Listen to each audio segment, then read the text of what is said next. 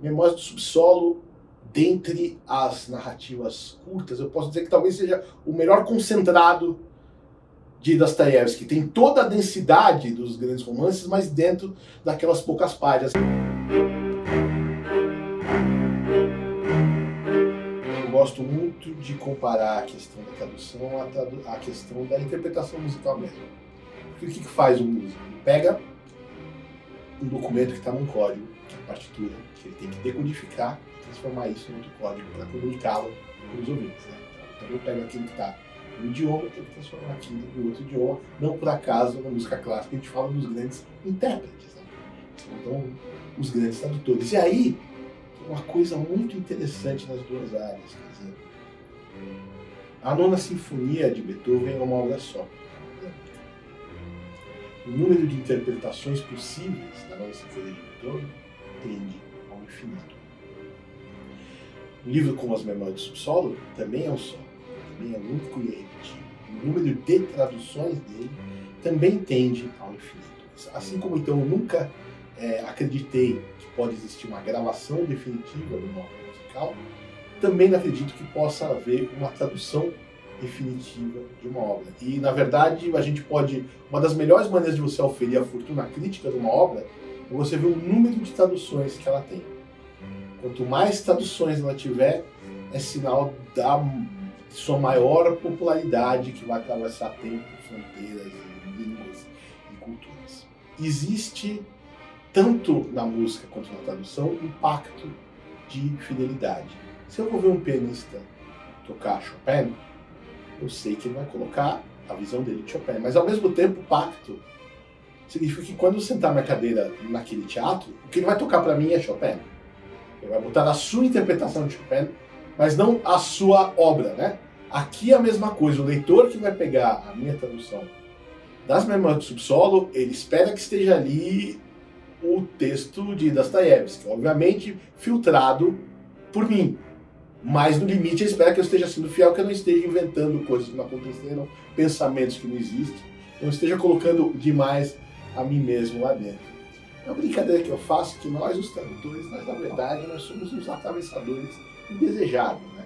Só aquele cara que vai lá na roça, compra aqui a 50 centavos, chega na cidade, vende a R$5, você chega em casa, vai estar até um outro estragado na caixa. Mas é que não tem jeito, o ideal seria todo mundo ler tudo no original. Isso incluiria, sei lá, a Bíblia em aramaico, o Gilgamesh em sumério, né? A gente só pode falar em uma literatura universal porque existem essas pessoas que fazem essa intermediação entre culturas. Talvez ainda o algoritmo consiga nos substituir, mas enquanto isso não acontecer, vocês vão ter que lidar com esse algoritmo analógico que sou eu.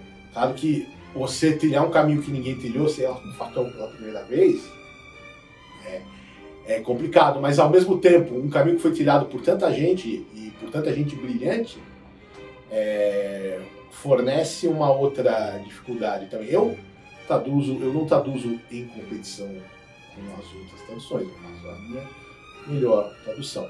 No caso específico de Dostoiévski, existe a questão do...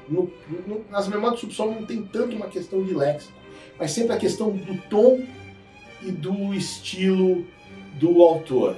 Primeiro, então, do Dostoiévski, que é um cara moderno para aquela época, isso às vezes a gente acaba tendo embates na revisão e na preparação do texto, né? Porque de manter determinadas asperezas que ainda soam bastante... Um texto cheio de arestas, né? Sabe-se que Dostoiévski é um autor que, da vida inteira e depois, foi acusado de não saber escrever bem. Claro que ele sabia escrever bem, né? Tanto que a escrita é a técnica com a qual ele materializa esse mundo literário fantástico.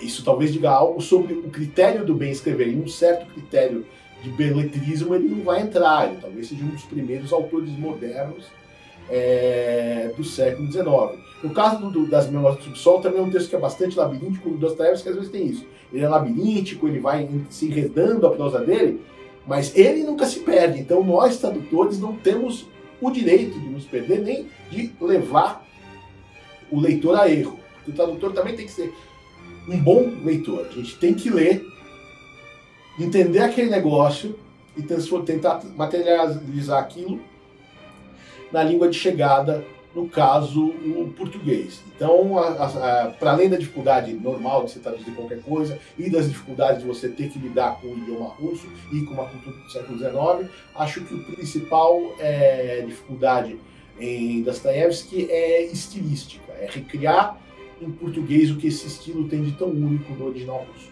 Memórias do Subsolo, dentre as narrativas curtas, eu posso dizer que talvez seja o melhor concentrado de Dostoiévski. Tem toda a densidade dos grandes romances, mas dentro daquelas poucas páginas. Eu até fico na dúvida quando me perguntam um livro de introdução ao universo do cara, porque não seria exatamente o mais digestivo, As Memórias do Subsolo, não seria aquela leitura mais amena. Por outro lado, quem aguentar 100 e poucas páginas da Memória do Subsolo está apto a enfrentar aqueles grandes catataus como Crime e Castigo, como O Idiota, como Os Demônios e como Os Irmãos Karamazov.